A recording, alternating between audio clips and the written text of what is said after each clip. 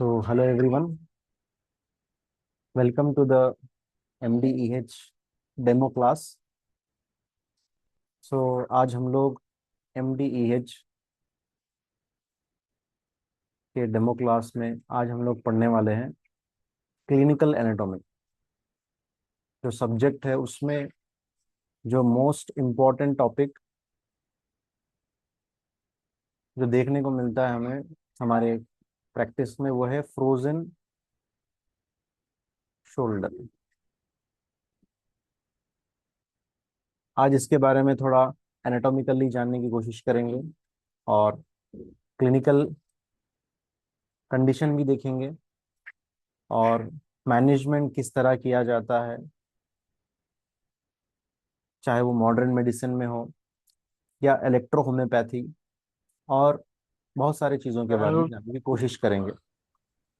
Okay, सो tyre. आज हम लोग फ्रोजन शोल्डर के बारे में पढ़ेंगे। तो आइए स्टार्ट करते हैं।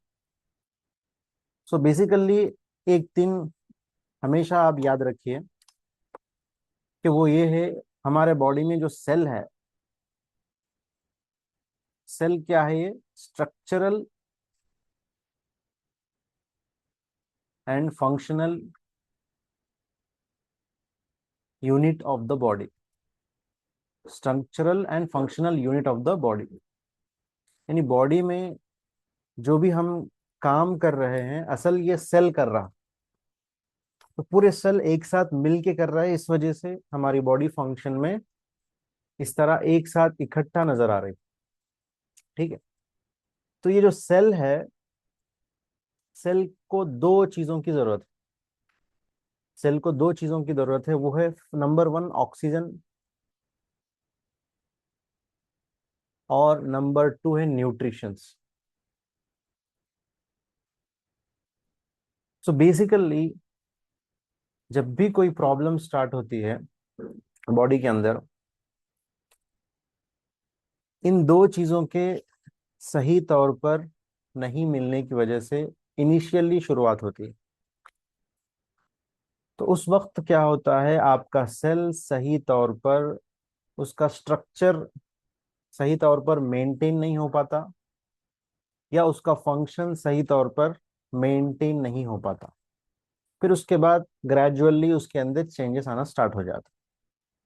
तो हर डिसीज की शुरुआत सेल को ऑक्सीजन ना मिलना, सेल को सही तौर पर न्यूट्रिशन ना मिलना, ये इसकी फंडामेंटल बिगिनिंग फंडामेंटल बिगिनिंग है। तो ये इंपॉर्टेंट चीज है जो आपको याद रखना है थ्रू आउट द प्रैक्टिस।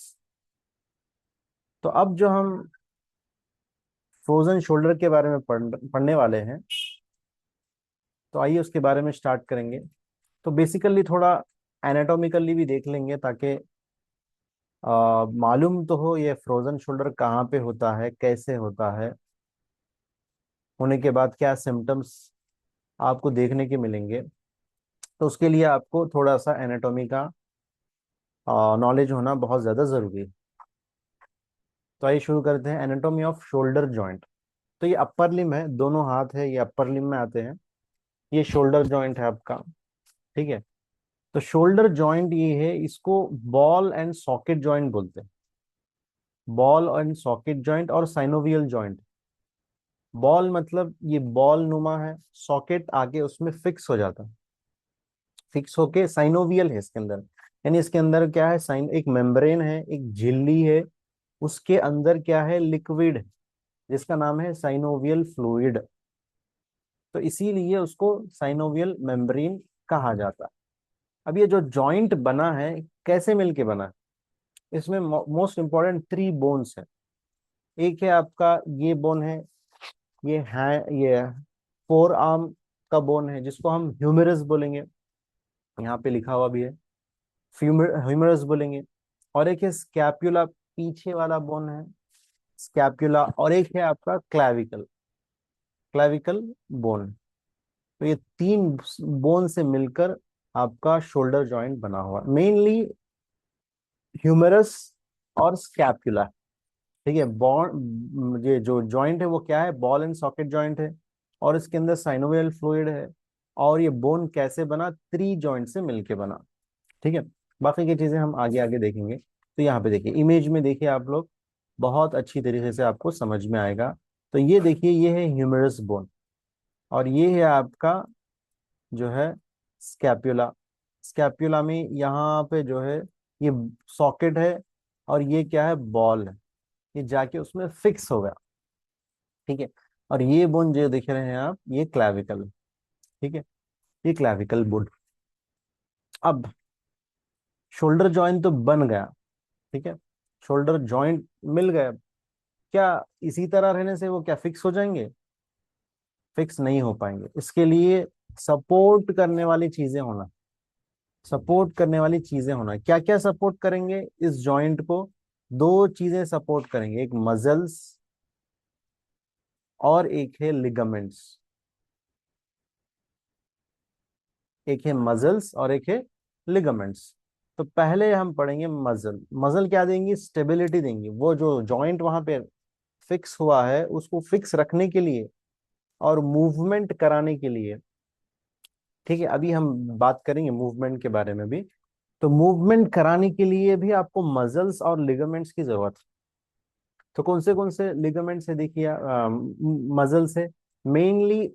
उन तमाम मसल्स को मिलाकर कहते हैं रोटेटरी कफ या रोटेटर कफ। आपको रोटेशन कराना है जॉइंट को और स्टेबिलिटी देना है, यानी आप रोटेट कर रहे हैं तो जॉइंट उसी जगह रुका हुआ रहे, वो जॉइंट उस जगह से हिले नहीं। तो उसके लिए आपको सपोर्ट होना है मसल्स का, तो उसी को हम कहेंगे रोटेटर कफ। रोटेटर कफ, तो उसके 4 मसल्स है, सब स्कैपुलारिस, सुप्रा स्पाइनेटस, इंफ्रास्पाइनेटस और टेरिस माइनर। सब स्कैपुलारिस, सुप्रास्पाइनेटस, इंफ्रास्पाइनेटस, टेरिस माइनर। तो ये मसल्स, 4 मसल्स यहाँ पे देखने को मिलेंगे जो जॉइंट को पकड़े हुए हैं। कैसा पकड़े हुए, आप देखिए यहाँ पे है, देखिए ये जॉइंट है, मैंने अभी ओपनली बताया था, ह्यूमरस जाके स्कैपुला में फिक्स हुआ है। तो अब ये देखिए, ये जॉइंट्स आपके देखिए, ये मसल्स, ये हो गया टेरिस माइनर, यहाँ से नीचे से जा रहा है, फिक्स कर रहा है। सब स्कैपुलरिस, ये मसल आ रहा है आपको देखें। सुप्रास्पाइनेटस ये यहाँ पे आ रहा है, इंफ्रास्पाइनेटस यहाँ पे आएगा। तो यहाँ से एक मसल ऊपर से आके अटैच होके है, एक यहाँ से आके अटैच होके, एक यहाँ पे है, एक यहाँ पे है। यानी इसको ऐसे पकड़ा हुआ है, ऐसे पकड़ा हुआ है पूरा। देखिए ये ऐसे पकड़ा हुआ है। ठीक है, तो कभी कभी ये मसल्स टीयर्स भी होते हैं जब, जैसा बॉलिंग डालते हैं, ठीक है, या बैडमिंटन खेलते हैं या टेनिस खेलते हैं, या कोई एक्सरसाइज या वेट लिफ्टिंग करते हैं, एक्सेस वेट लिफ्टिंग करना, विदाउट बॉडी को स्ट्रेच किए हुए, वाटर कम पीना, ठीक है, लिक्विड कम लेना, या डिहाइड्रेशन हो जाना, ऐसे ऐसे, या फिर ज्यादा प्रेशर गिरना, मार लगना, गिर जाना। तो ऐसे में क्या होता है, मसल्स भी टीयर होते हैं। ठीक है, तो ये 4 मसल्स मिलके आपके रोटेटरी कफ बनाते हैं, जिसकी वजह से आप इजीली आप अपने हाथ को रोटेट कर पाते हैं। ठीक है, इजीली आप अपने हाथ को रोटेट कर पाते हैं। तो हमने देखा, बोन्स को पढ़ा हमने और मसल्स को जाना। जो मसल्स जो है इस बोन्स को पकड़े हुए। ठीक है, सिर्फ मसल से काम चलता क्या, नहीं चलेगा। तो आपको लिगामेंट्स की भी जरूरत है। लिगामेंट्स क्या करते हैं, 2 बोन्स को जोड़ के रखते हैं। मसल्स ने क्या किया, जॉइंट्स को जोड़ के रखा, जॉइंट को जोड़ के रखा, लेकिन लिगामेंट क्या करेंगे, वो लिगामेंट जो है जॉइंट को जोड़ हड्डी को जोड़ेंगे, एक बोन से दूसरे बोन को जोड़ के रखेंगे। ठीक है, तो वो लिगामेंट्स क्या क्या है देखिए। अब इसमें बहुत सारे लिगामेंट्स हैं, मैं इजीली आपको समझाने की कोशिश करूंगा। एक है कैप्सुलार लिगामेंट। अब देखिए कैप्सुलार लिगामेंट क्या है। अब ये बोन है, और ये क्या है, ये बॉल है, ये सॉकेट है, इसमें जाके फिक्स हो रहा है। ठीक है, तो यहाँ पर क्या होगा, इस पे भी कवरिंग होगी, इस बॉल पे, और यहाँ पर जो सॉकेट है उस पे भी कवरिंग हो रही है, और ये दोनों जाके फिक्स हो जाएंगे। फिक्स होने के बाद दोनों एक दूसरे को चिपक जाएंगे।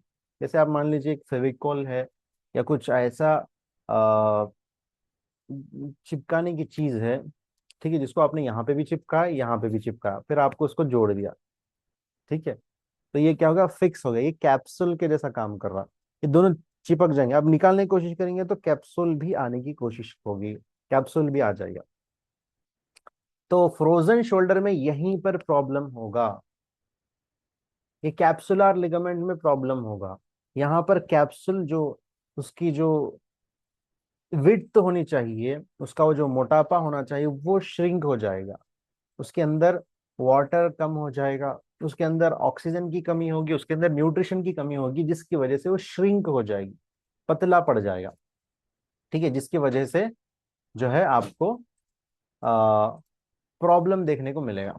ठीक है, अब देखिए, अब इसमें एक तो ये है, और एक है आपके पास ट्रांसफर ह्यूमरल लिगामेंट देखने को मिलेगा, ग्लेनॉइड लैब्रम देखने को मिलेगा। ये भी क्या है मैं बता देता हूँ, यहाँ पे देख सकते हैं आप, ये देखिए लिगामेंट, ये पूरे लिगामेंट्स है, बहुत सारे लिगामेंट्स है, लेकिन मेन लिगामेंट कैप्सुलर लिगामेंट है जो हमें जानना था।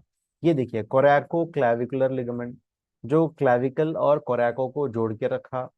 एक्रोमियो क्लैविकुलर लिगामेंट, ये देखिए लिगामेंट। सुप्रास्पाइनल, ये टेंडन है, ठीक है, ये टेंडन है। ये ट्रांसफर ह्यूमेरल लिगामेंट, ये देखिए ट्रांसफर ह्यूमेरल लिगामेंट, इसमें बाइसेप्स का टेंडन आ रहा है।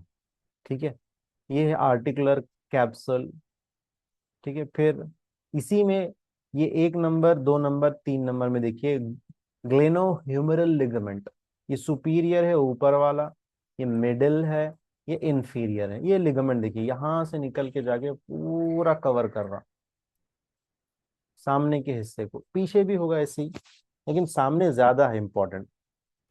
सामने क्या है, ज्यादा इंपॉर्टेंट है, क्यों? क्योंकि डिसलोकेट, अब देखिए पीछे मजल्स है, सामने मजल्स आपको कम दिखेंगे, तो डिसलोकेट सामने की तरफ ज्यादा होने की चांसेस है।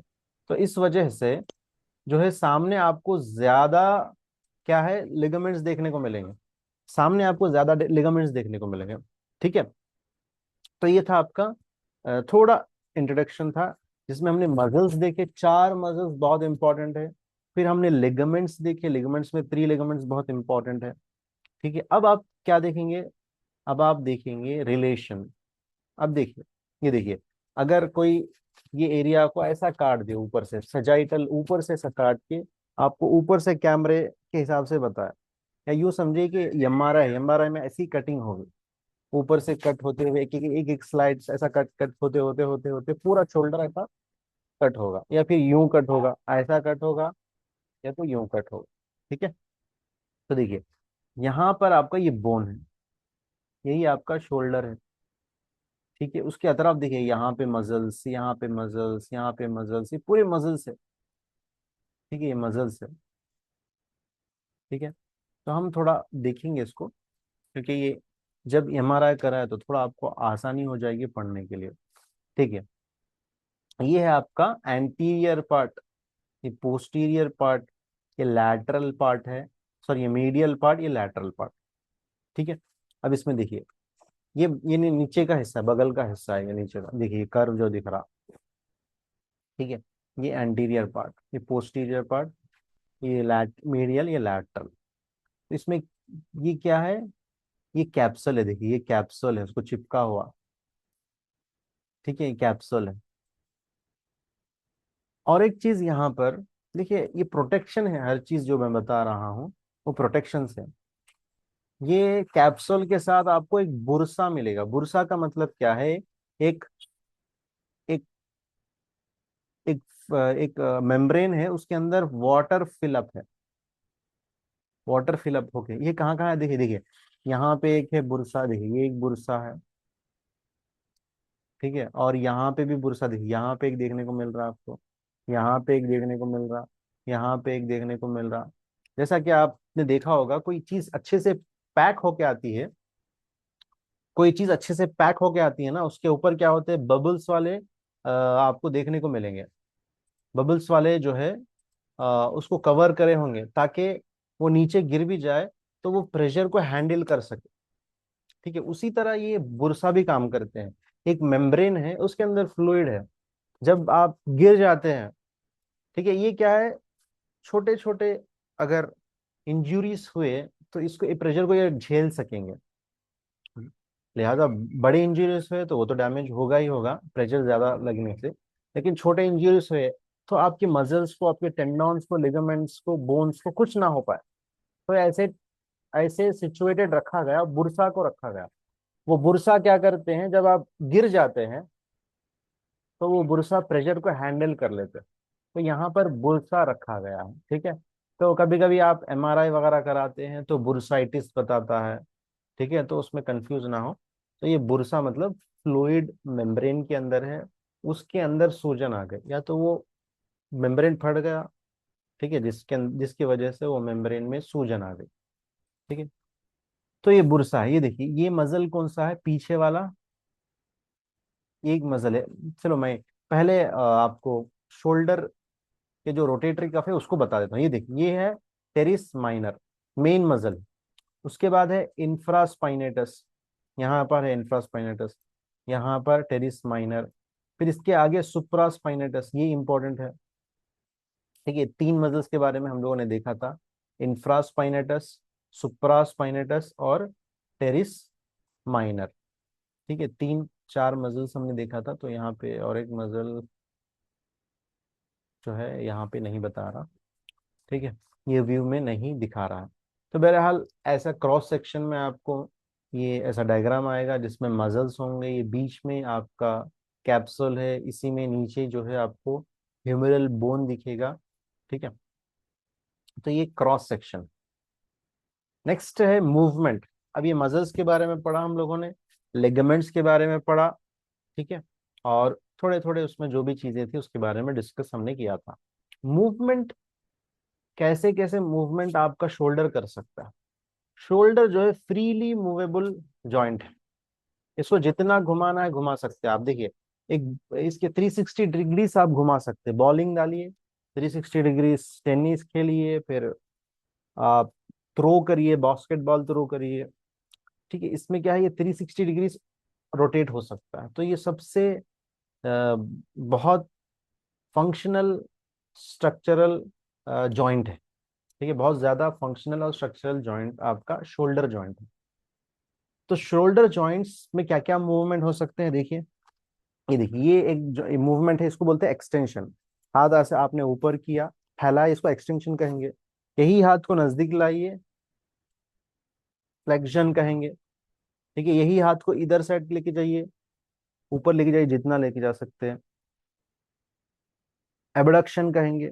नीचे मिलाइए, एडक्शन कहेंगे। फिर इसको अंदर तक रोटेट रहिए, इंटरनल रोटेशन है, ये इंटरनल रोटेशन है, क्योंकि ये बहुत इंपॉर्टेंट है। जब पेन के साथ पेशेंट आपके पास आता है तो ये आप क्लिनिकली ये काम कराएंगे उसको, उसको बोलेंगे कि आप रोटेट करिए अंदर की तरफ, आप रोटेट करिए बाहर की तरफ, आप हाथ उठाइए, तभी तो आप डायग्नोसिस कर पाएंगे। यही चीज को क्लिनिकल एनाटॉमी कहते हैं। तो अब इंटरनल आप रोटेट कराएंगे उसको, फिर एक्सटर्नल रोटेशन। तो ये पॉइंट याद रखिए, फ्रोजन शोल्डर में पेशेंट को एक्सटर्नल रोटेशन में बहुत पेन होगा, वो रोटेट नहीं कर पाएगा, उसको बहुत ज्यादा पेन होगा एक्सटर्नल रोटेशन में। इंटरनल रोटेशन में भी पेन होगा लेकिन ज्यादा एक्सटर्नल रोटेशन। तो आप यहाँ पे डायग्नोसिस कर पाएंगे कि पेशेंट को क्या है, फ्रोजन शोल्डर है, ठीक है। देखिए, कौन सा मसल कौन सा एक्शन करा रहा है उसके बारे में लिखा मैंने। फ्लेक्शन के लिए 3 मसल्स है, यानी फ्लेक्शन, आपने हाथ ऊपर उठाए, उसके लिए ये 3 मसल्स हेल्प कर रहे हैं। एक्सटेंशन के लिए ये बहुत सारे मसल्स है, देखिए, ट्राइसेप्स है, डेल्टॉइड है, टेरिस मेजर, लैटिसमस डॉर्स है, ये कराएंगे 4 मसल्स। एबडक्शन कराने में supraspinatus, acromial fibre, trapezius, serratus anterior. Adduction कराने में pectoralis major, teres major, latissimus dorsi. Medial rotation अंदर की तरफ, internal, pectoralis major, anterior fibre of deltoid, subscapularis. Lateral rotation, ये देखिए, यहाँ पर आपको 2 मसल्स एक्स्ट्रा मिल रहा है, तो इस वजह से यहाँ पे आपको दूर लैटरल रोटेशन में जब आप कराएंगे तो 2 मसल्स, इंफ्रास्पाइनस, टेरिस माइनर, तो ये महसूस करेंगे। देखिए, यहाँ पे मैंने डायग्राम भी दिया, आप इजीली समझ सकते हैं। ये देखिए, एबडक्शन, ऊपर उठा रहे हैं हाथ, यही हाथ को नीचे लाना एडक्शन, यही हाथ को आगे लेके जाना फ्लेक्शन, यही हाथ को दूर लेके जाना एक्सटेंशन, यही हाथ को अंदर की तरफ लाना, अंदर रोटेशन, मीडियल रोटेशन, दूर लेके जाना, लैटरल रोटेशन। ठीक है, ये तो नी का है, सॉरी ये एल्बो जॉइंट का है, इसके बारे में हम लोगों ने नहीं पढ़ा, तो यहाँ पे मैं आपको नहीं बताऊंगा। तो यहाँ पे कौन सा मसल कौन सा एक्शन कराता है उसके बारे में एक चार्ट है, आप देख सकते हैं, गो थ्रू जा सकते हैं। नर्व सप्लाई भी बहुत इंपॉर्टेंट है, ब्लड सप्लाई भी इंपॉर्टेंट है, क्योंकि ब्लड सप्लाई रुकेगी तब भी प्रॉब्लम आ सकता है, नर्व सप्लाई रुकेगी तब भी प्रॉब्लम आ सकता है। तो ब्लड सप्लाई यहाँ पर कौन से आर्टरीज है, एक्सिलरी आर्टरी। ठीक है, एक्सिलरी आर्टरीज बहुत इंपॉर्टेंट। ठीक है, उसी से ब्लड सप्लाई होता है। और इस नर्व में axillary nerve, मस्कुलो cutaneous nerve, suprascapular nerve, ये बहुत इंपॉर्टेंट। इस डायग्राम में आप देख सकते हैं एक्सिलरी नर्व, एक्सिलरी आर्टरी, ये दोनों बहुत इंपॉर्टेंट है शोल्डर जॉइंट के लिए। तो ये था थोड़ा सा बेसिक एक आइडिया आपको, जॉइंट शोल्डर जॉइंट क्या है। जब आपको मालूम होगा तो आप इजीली आप पेशेंट को ट्रीट कर पाएंगे। तो ये जॉइंट बना हुआ है बॉल एंड सॉकेट जॉइंट से। ठीक है, बॉल एंड सॉकेट जॉइंट से बना हुआ है, नंबर वन। नंबर टू, इसके अंदर क्या है, फ्रीली मूवेबिलिटी है, नंबर टू। नंबर थ्री क्या है, इसके लिए सपोर्ट है, रोटेटरी कफ मसल्स। ठीक है, नंबर फोर है लिगामेंट्स भी सपोर्ट करेंगे। नंबर फाइव जो है आपने देखा कि इसके लिए जरूरी है कि ये इसको नर्व सप्लाई भी हो, ब्लड सप्लाई भी हो, और कौन सा मसल कौन सा रोटेशन कराता है वो भी आपको मालूम होना चाहिए, इंटरनल एक्सटर्नल, फिर फ्लेक्शन एक्सटेंशन। ठीक है, एबडक्शन एडक्शन एबडक्शन, ये सब क्या है, मूवमेंट है शोल्डर जॉइंट्स। तो जब मूवमेंट करेंगे आपको आइडिया आएगा। ठीक है, तो ये था आज एनाटॉमी ऑफ फ्रोजन शोल्डर। तो ये शुरू करते हैं फ्रोजन शोल्डर के बारे में। अब मेन क्या है फ्रोजन शोल्डर, देखिए, एक पेशेंट आपके पास आया। ठीक है, पेशेंट आपके पास आया कि मेरा पेन ग्रेजुअली बढ़ रहा, a person is presented with progressively increasing pain in the right shoulder. Right shoulder में पेन जो है बढ़ते जा रहा। फिर उसने कहा कि मुझे अकड़न भी हो रही, स्टिफनेस भी है। उसने कहा दर्द भी है, स्टिफनेस भी, अकड़न भी है, और मैं मूवमेंट भी नहीं कर पा रहा हूँ, मेरा हाथ उठा नहीं पा रहा हूँ। खासकर पेशेंट कहेगा कि मैं फीमेल पेशेंट है तो कंघी नहीं कर, वो कहेंगी कि मैं कंघी नहीं कर पा रही। ठीक है, कॉम मेल पेशेंट है तो कुछ चीज उठाने, दूर से मैं उठाना चाहता हूँ लेकिन उठा नहीं पा रहा हूँ, हाथ दूर करके उठाना चाह रहा हूँ, वजन, कोई चीज हैवी चीज, बिल्कुल मैं उठा नहीं पा रहा हूँ। तो ये क्या डायग्नोसिस है, और वो पेशेंट को क्या है, शुगर भी है, डायबिटिक मेलिटस भी है। सो अब आपको एग्जामिन करना होगा, एग्जामिन करके फिर पेशेंट को आप डायग्नोसिस करेंगे, फिर आप उसको ट्रीट करेंगे। तो मैंने कहा था पेन जो है ग्रेजुअली शुरू होगी फ्रोजन शोल्डर में। ठीक है, पेन पेन जो है प्रोग्रेसिव इंक्रीज होगा, ग्रेजुअल इंक्रीज होगा, ऐसा नहीं कि पहले दिन ही आपको पूरा दर्द शुरू हो गया, हाथ ही नहीं उठ रहा, ऐसा नहीं होगा। ग्रेजुअली आपको पेन इंक्रीज होगा, नंबर वन। नंबर टू जो सिम्टम है, इंपॉर्टेंट सिम्टम, वो है स्टिफनेस, स्टिफनेस रहेगा। नंबर थ्री जो पेशेंट हो कहेगा वो लिमिटेड रेंज ऑफ मूवमेंट, यानी ज्यादा हाथ नहीं उठ पाएगा। ठीक है, ज्यादा मूवमेंट नहीं कर पाएगा हाथ। तो आपका डायग्नोसिस होना चाहिए फ्रोजन शोल्डर। इसको हम और एक नाम भी देते हैं, एडहेसिव कैप्सुलाइटिस। यानी यहाँ पर जो कैप्सूल था, वो कैप्सूल में क्या हो गया, सूजन आ गया, इन्फ्लेमेशन आ गया। क्यों आया, इसकी वजह क्या है, इसकी वजह बहुत सारी चीजें हैं। उसका वजह शुगर हो सकता है, डायबिटिक मेलिटस हम देखेंगे अभी। ठीक है, इसको हम देखेंगे अभी रीजन क्या है। It is a clinical condition in which shrinkage of the joint capsule and adhesion between two layers of the synovial membrane is observe. यहाँ पे क्या होगा, एक ऐसी कंडीशन है जिसमें श्रिंक हो गया, छोटा पड़ गया जो कैप्सूल था, और उसमें जो अ, चिपकाने वाली सलाहियत है, यानी जो मैंने बताया था फेविकोल की जो मिसाल दिया मैंने, वो जो चिपक रहा था एक जॉइंट को दूसरे जॉइंट से, उसके अंदर उसमें भी कमी आ गई। तो इस वजह से क्या हो गया, मूवमेंट कम हो गया, इस वजह से क्या हो गया, फ्रीज हो गया शोल्डर, यानी उसके अंदर जो मोबिलिटी थी, मूवमेंट थी, वो रुक गई। फ्रीज माने अकड़ जाना, फ्रीज माने अकड़ जाना। ठीक है। क्यों इसमें पेन इतना ज्यादा क्यों है? क्योंकि वहां पर कैप्सूल में एक चीज ज्यादा है, वो है नर्व सप्लाई। नर्व सप्लाई बहुत ज्यादा है, इसमें नर्व सप्लाई जो है बहुत ज्यादा है। इसी वजह से क्या है, वो सेंसिटिव टू पेन है। पेशेंट को इसलिए बहुत ज्यादा पेन होगा, जहां आप कहीं भी नर्व सप्लाई ज्यादा होगा, पेन वहां पे ज्यादा होगा। लेकिन बात याद रखने वाली ये है कि उस जगह पर ब्लड सप्लाई कम है। नर्व सप्लाई तो ज्यादा है, लेकिन ब्लड सप्लाई उस जगह कम। ठीक है। नर्व सप्लाई तो है, लेकिन ब्लड सप्लाई कम। ठीक है। तो ये बात तो हमने की थी, शोल्डर जॉइंट के बारे में बात किया, synovial ball and socket joint के बारे में मैंने बताया था, हेड ऑफ ह्यूमरस, रोटेटरी कफ के बारे में बताया।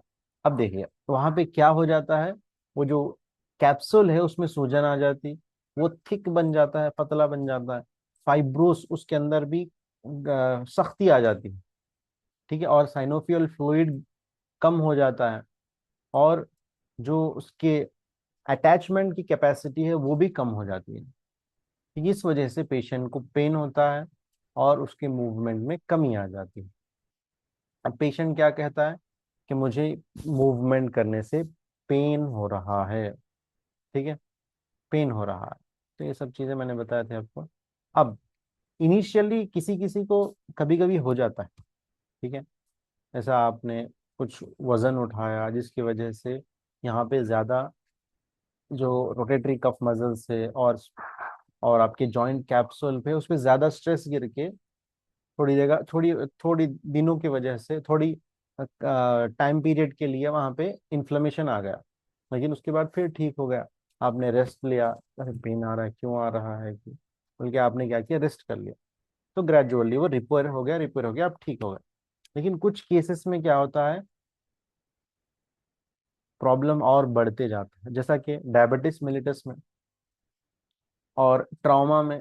एक्सीडेंट हो गया, प्रोलॉन्ग्ड इम्यूबलाइजेशन, हाथ से आप काम ही नहीं ले रहे, रोज आपका काम है बैठ के टाइपिंग करना या फिर लिखना, यही आपका काम है, लेकिन सडनली एक दिन आपने क्या किया, 10 kgs 20 kgs, दिन भर आपने वेट उठाया, आपको अपना अपना घर खाली करना था, आपको कुछ वेट बियरिंग चीजें उठानी थी, आपको शिफ्ट करना था ऑफिस या घर, तो उस दिन आपने बहुत सारा वजन उठा लिया। इतने दिन आपने मूवमेंट नहीं किया, सडनली आपने मूवमेंट किया, तो उस पर स्ट्रेस गिरेगा और स्ट्रेस गिर के फ्रोजन शोल्डर हो सकता है। और स्ट्रोक, यानी जिसको पैरालिसिस हो जाता है, उनको भी ये प्रॉब्लम देखने को मिलेगा। क्यों? क्योंकि उनके अंदर मूवमेंट नहीं होता, मूवमेंट किए बगैर वो हाथ रह जाता है, जिसकी वजह से वो उतना एरिया स्टिफ हो जाता है। ठीक है। हाँ, जिसको थायराइड डिसऑर्डर से उसको भी हो सकता, और किसी को इंजुरी हो जाए तो उसके भी हो सकता है। देखिए गिर जाना, एक्सीडेंट होना, इंजुरी मतलब आप को मार, एक तो मार लगना, और एक इंजुरी मतलब जैसा कि कुछ आप कोई चीज जा रही थी सामने से, वो यहाँ से कट गया, ये इंजुरी है। या सडनली कोई चीज किसी ने आपको इंज्यूर्ड कर दिया, ये भी हो सकता है। तो ये कंडीशंस में प्रॉब्लम हो सकता है। तो मोस्ट कॉमन आप क्लिनिकल केसेस देखने को मिलेंगे आपको, तो डायबिटीज मेलिटस के देखने को मिलेंगे, ट्रॉमा, स्ट्रोक, ये 3 केसेस ज्यादा देखने को मिलेंगे आपको क्लिनिक में।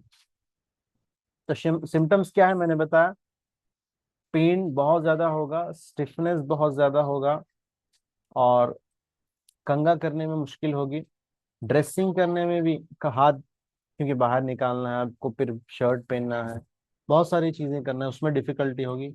और ये दर्द दिन में कम रहेगा, ग्रेजुअली बढ़ते रहेगा, क्योंकि ग्रेजुअली आप मूवमेंट स्टार्ट करेंगे ना, दिन में थोड़ा काम, फिर काम बढ़ते रहेगा, शाम तक यहाँ पे स्ट्रेस ज्यादा गिर के फिर पेन बढ़ने लगेगा। तो इसकी वजह से क्या होता है, इसकी वजह से आप एक्सटर्नल रोटेशन, बाहर की तरफ हाथ नहीं ले जा पाएंगे, एबडक्शन करना आपके लिए मुश्किल होगा। ये तो एडक्शन, ये एबडक्शन करना आपके लिए मुश्किल होगा। इंटरनल रोटेशन करना भी आपको मुश्किल होगा। ठीक है। तो देखिए ये शुरुआत होती है फ्रीजिंग स्टेज, इसके तीन स्टेजेस हैं। फ्रीजिंग स्टेज कहते हैं, यानी 2 महीने से 9 महीने तक या फ्रीज होके रहता। 4 to 12 मंथ्स जो है फ्रोजन स्टेज, स्टिफनेस, पेन कम हो जाता है लेकिन स्टिफनेस रहता। थॉइंग स्टेज, कभी कभी क्या है ये रिकवरी हो जाता है, जब आपने रेस्ट किया, डाइट अच्छा लिया आपने, और अपने आप को मेंटेन किया। ठीक है, तो 6 to 24 मंथ्स में ये रिकवरी भी हो जाता है किसी किसी ग्रेजुअली। ठीक है। तो अब पेशेंट आएगा तो आप देखेंगे कि इसका मूवमेंट कम है। पेशेंट आएगा तो आप देखेंगे इसका जो बगल है ये अंदर अंदर जाके कॉन्ट्रैक्ट है। ठीक है। और एक्सटर्नल रोटेशन बहुत तकलीफ से कर रहा है, और पेशेंट हाथ उठाने में उसको प्रॉब्लम हो रही है। तो ये डायग्नोसिस आपके लिए एक सिंबल है कि पेशेंट को क्या है, फ्रोजन शोल्डर। आप इसको डायग्नोसिस कैसा करेंगे ये मैंने बताया आपको। कभी कभी पेशेंट को एक्सरे की जरूरत पड़ेगी, क्योंकि एक्सरे में तो सब नॉर्मल बताएगा, क्योंकि एक्सरे बोन के लिए होता है, कैप्सल के लिए नहीं होता, मसल्स के लिए नहीं होता, लिगामेंट्स के लिए नहीं होता। ठीक है। अब एमआरआई जब कराएंगे तो उसमें मालूम होगा कि कैप्सूल और साइनोवियल फ्लूइड में सूजन है, ये आपको देखने को मिलेगा। ठीक है। तो ये कंडीशंस आपको देखने को मिलेंगे। तो ये आज हम यहीं तक रखेंगे, पार्ट 1। ट्रीटमेंट इसका क्या है, मैनेज कैसे करना है, बहुत सारी चीज़ें हम कल जानने की कोशिश करेंगे। तो आज की क्लास यहीं तक रखते हैं। फ्रोजन शोल्डर की हमने एनाटॉमी के सिलसिले में बात की, क्लिनिकल साइंस के बारे में बात किया, कैसे एग्जामिन करना है वो बताया मैंने, और क्या सिम्टम्स हो सकते हैं, और क्या उसको कौन से चीज़ें इन्वॉल्व होते हैं, सब चीज़ों के बारे में मैंने आपको बताया। तो आज की क्लास यहीं तक रखते हैं, मैनेजमेंट हम लोग कल डिस्कस करेंगे। Okay, thank you. कुछ डाउट है तो आप लोग पूछ सकते हैं।